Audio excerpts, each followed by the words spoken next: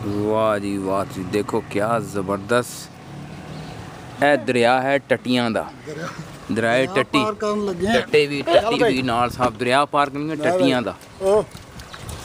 ठीक है, टट्टियां दा दरिया पार कर रहे पहाड़ों पहाड़ों भैन चोत। इस पिंड चो उत्थों शुरू होया, उत्थे लोग टट्टी करते, इत्थे भैन चो कट्ठा होंदा।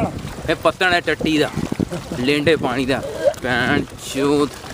ओए होए होए, देखो जी कितना सोहना लग रहा है इस वेले कि दरिया दे विच टट्टी उतों उस्ताद, और टट्टी पानी दे विचों आया निकल के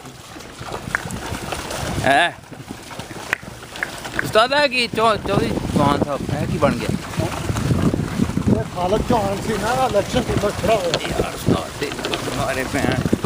ओए होए होए होए, खूबसूरत मुकाम है जी, पिकनिक वाला। इत्थे नाल रोटी लैके आवे आदमी, नाल इत्थे बह के खावे। इन्ना पिकनिक का मकाम ऐसा शानदार, दूर तक लेंडे दी पानी नजर आ पानी पानी लेंडे वाला।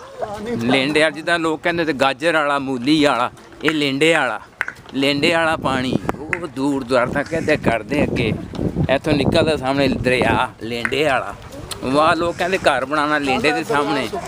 दरिया सुखे ने बड़ा लेंडा निकलिया, वो लेंडे वाले पानी का वो बैठा लेंडे वाला पानी। वो डुब गया भैन चो लेंडे के पानी च। वो डुब गया लेंडे के पानी च।